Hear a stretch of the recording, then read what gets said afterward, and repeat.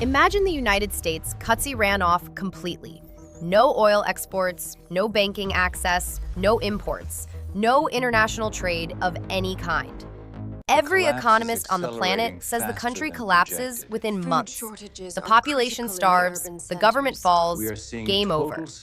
That is the theory. Now here is the reality. Iran has been living under crushing sanctions for over 40 years. Its oil revenues collapsed 90% in just 2 years after 2018. Its currency lost 99% of its value since 1979. And yet, 93 million people still wake up every morning, go to work, buy food, and survive. How? How does a country this isolated, this sanctioned, this economically battered keep feeding itself? The answer is buried in the farms, the mountains, the ancient underground water systems, and the pistachio orchards of one of the most misunderstood countries on Earth. And understanding that answer tells you something critical about how long this war can actually last, and what it will cost to end it. Stay with me. Let's dive in. First, let's zoom out to the bigger picture. Iran is not a desert. Most people in the West imagine Iran as a barren wasteland of sand dunes and oil wells. That image is wrong. Iran is one of the most geographically diverse countries on Earth. It has snow-capped mountains in the north, the Alborz and Zagros ranges, that feed rivers and aquifers across the entire country. It has the lush, humid Caspian coast in the north, one of the most fertile agricultural zones in the entire Middle East, where rice grows in flooded paddies in a landscape that looks nothing like the Iran you picture. It has temperate valleys in the west and northwest where wheat, fruits, and vegetables grow in abundance.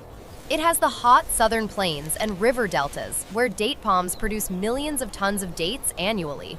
And in the central and eastern plateau regions, in the seemingly inhospitable dry zones, grow two crops that Iran dominates the entire world in producing: pistachios and saffron. Iran's agricultural geography is a hidden weapon, and it is one that neither sanctions nor bombs can easily destroy. Let's start with the most fundamental question. Can Iran feed itself? The honest answer is mostly yes, but with serious vulnerabilities. Iran produces approximately 11 to 12 million tons of wheat per year. Wheat is the staple grain. It is what Iranian bread is made from, and Iranians eat bread at almost every meal. For 5 consecutive years running into the early 2020s, Iran achieved self-sufficiency in wheat production. That is a remarkable achievement for a country where less than 10% of the land is considered ideal for farming. The government has aggressively pushed wheat self-sufficiency as a national security priority, knowing that dependency on wheat imports creates a vulnerability that enemies can exploit. And it worked, mostly. But here is where it gets complicated. Iran's self-sufficiency in wheat is fragile. It depends on rainfall and snowmelt from the mountains. In drought years, production falls sharply and imports are needed. And importing anything when you are cut off from international banking and dollar-denominated trade is enormously difficult and expensive. In 2022, when Russia invaded Ukraine, 2 of the world's largest wheat exporters went to war with each other. Global wheat prices exploded. Iran, which had historically bought wheat from Russia and Ukraine, suddenly faced a supply crisis on top of its sanctions crisis. Bread prices in Iranian cities surged. The government cut wheat subsidies to save money, and in May 2022, riots erupted in dozens of Iranian cities over food prices. Ordinary Iranians were not protesting about nuclear deals or geopolitics. They were protesting because they couldn't afford to buy bread. That is the real-world consequence of sanctions meeting agricultural vulnerability. But now let's talk about where Iran is genuinely formidable. Because there are 2 crops where Iran doesn't just survive under pressure, Iran dominates the entire planet. The first is pistachios. Iran is consistently one of the world's 2 largest pistachio producers, competing with the United States year to year for the global #1 position.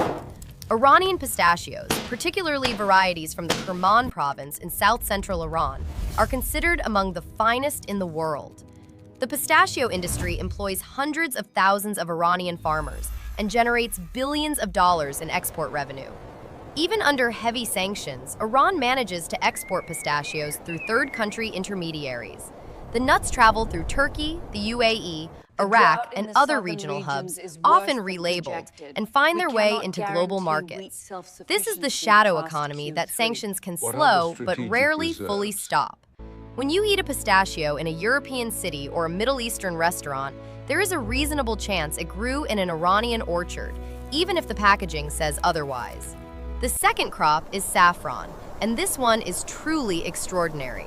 Iran produces between 80 and 90% of all the saffron in the entire world, every year, year after year.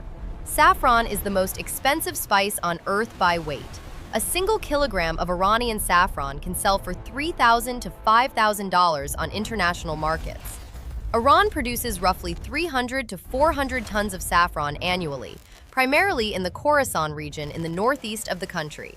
This is a multi-billion-dollar industry operating from what looks like simple dry fields in the Iranian countryside. And here is the key point. Saffron is light. It is easy to transport. It has an enormous value-to-weight ratio. It is almost impossible to embargo effectively. A single suitcase of saffron, carried by a traveler from Tehran to Istanbul or Dubai, can represent hundreds of thousands of dollars in export value. Sanctions on saffron have been imposed and lifted repeatedly. But even when imposed, they are notoriously difficult to enforce. Iranian saffron, like Iranian pistachios, finds its way to global markets through a web of intermediaries that no sanctions regime has ever fully closed. This shadow export economy is one of the reasons Iran has been able to generate hard currency even during the worst periods of isolation. Now let's zoom out to the broader agricultural picture. Because beyond wheat, pistachios, and saffron, Iran's food production is more diverse than most people realize. Iran is a top 10 global producer of dates, apricots, cherries, figs, walnuts, pomegranates, and watermelons. It produces significant quantities of rice, though it imports additional rice to meet domestic demand. It has a large livestock sector, producing beef, lamb, chicken, and dairy products. Its fishing industry operates in the Caspian Sea, the Persian Gulf, and the Gulf of Oman.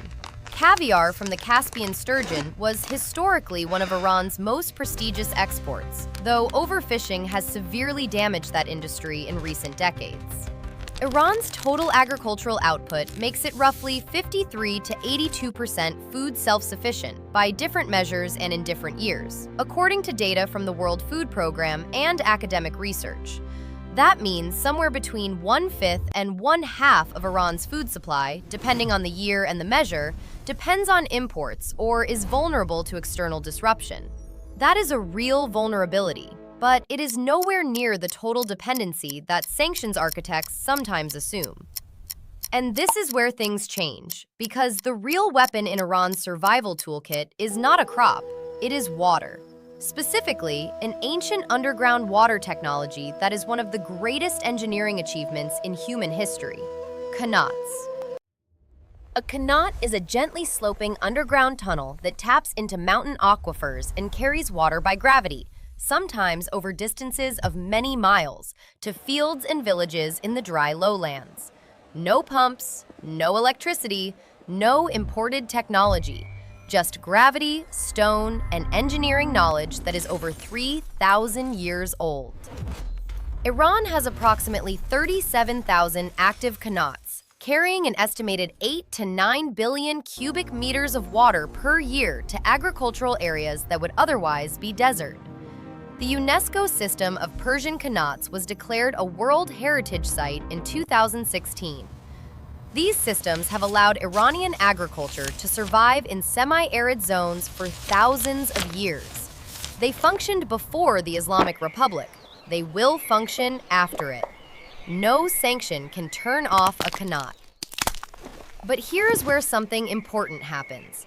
Because modern Iran has both benefited from and damaged its ancient water heritage in almost equal measure. The water crisis. This is the issue that Iranian experts describe as potentially more dangerous to Iran's long-term survival than any sanction or military campaign.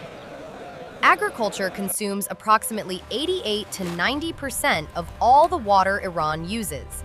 90%. For a sector that contributes only 10 to 12% of national GDP. Decades of government policy pushing food self-sufficiency led Iranian farmers to drill more and more modern pump wells alongside the ancient qanats. The number of water abstraction points in Iran nearly doubled between 2000 and the early 2020s, and the result is a classic tragedy of the commons. This is where things More change. wells pumping from the same aquifers means real the water weapon table drops. Is water. Aquifers that took thousands of years to fill are being drained in decades. Al Jazeera reported in late 2025 that Iran was spending 90% of its water on low-yield agriculture in a pursuit of self-sufficiency that was actively making the water crisis worse. Yale University's environmental reporting documented how Iran was so severely water-stressed that policymakers were discussing relocating the nation's capital, Tehran, because the metropolitan area may simply not have enough water to sustain itself in the coming decades. Dozens of rivers have dried up. Lakes have shrunk dramatically. Lake Urmia in northwestern Iran, once the largest saltwater lake in the Middle East and one of the largest in the world, has lost over 80% of its surface area since the 1970s. It is now a salt flat surrounded by abandoned farmland. The Guardian and multiple academic journals describe Iran's water situation as entering a phase where short-term fixes are running out, and long-term structural collapse of the agricultural system is a real possibility within 1 to 2 decades without radical reform. But something important happens here. Because the water crisis and the sanctions crisis interact in deeply dangerous ways, fixing Iran's water infrastructure requires investment in modern irrigation technology, desalination plants, wastewater recycling systems, and smart water management, all of which require foreign investment, imported technology, and access to international financial systems, all of which sanctions make enormously difficult or impossible. So the sanctions that are supposed to bring Iran to its knees economically are also preventing Iran from investing in the infrastructure it needs to survive its water crisis. In a grim irony, sanctions designed to weaken Iran may be quietly accelerating a slow-motion agricultural catastrophe that will cause more long-term suffering than any military campaign. The ordinary Iranian farmer in Khorasan or Isfahan is not a nuclear scientist or a Revolutionary Guard commander. He is just a person trying to grow wheat or saffron in increasingly difficult conditions, with no access to modern technology or international credit. And he is bearing the heaviest cost. Now let's put this all together and answer the original question. Can Iran survive complete isolation? The honest answer is yes, for longer than most people think, but not indefinitely, and not without enormous suffering. Here's the survival balance sheet. On the asset side, Iran has roughly 80% self-sufficiency in calories in good agricultural years, massive domestic production of saffron and pistachios, generating hard currency through shadow trade channels, a diverse agricultural geography covering temperate, tropical, arid, and semi-arid zones, ancient water infrastructure that operates without modern inputs, and a population that has already been living under sanctions for 40 years and has developed extensive coping mechanisms. On the liability side, Iran imports roughly 25% of its food supply in an average year, is acutely vulnerable to wheat price shocks and supply disruptions, is facing a severe and worsening water crisis that threatens long-term agricultural viability, has seen food prices surge catastrophically after each new round of sanctions, and experienced food riots in 2022 when subsidies were cut. The regime survives because it can feed most of the people most of the time. The regime becomes genuinely unstable when it cannot feed enough of the people for long enough. This is what sanctions strategists understand. The target is not the oil revenue directly. The target is the moment when bread becomes unaffordable, when the social contract between the government and the population breaks down, when enough Iranians decide that the cost of the regime's ideology is no longer worth paying in hungry children. That moment has not arrived. But in 2022, with bread riots in dozens of cities, it got closer than it has been in decades. And now, in 2026, with bombs falling on Iranian infrastructure, with shipping disrupted, with sanctions tighter than ever. The question is not theoretical, it is urgent. Can 93 million Iranians feed themselves while their military infrastructure is dismantled? Will the destruction of ports, roads, and energy infrastructure cut off the food distribution chains that keep cities fed? Will the water treatment plants and irrigation pump stations that have electricity disruptions cause agricultural failures that sanctions alone never achieved? These are the questions that humanitarian organizations are already raising. The World Food Program and Red Cross have both warned that military damage to civilian infrastructure in Iran could create a food security crisis that outlasts the conflict itself. Because bombs can destroy a missile silo in one strike, but they cannot plant wheat, and they cannot refill an aquifer. We are starving. Let's zoom out one final time.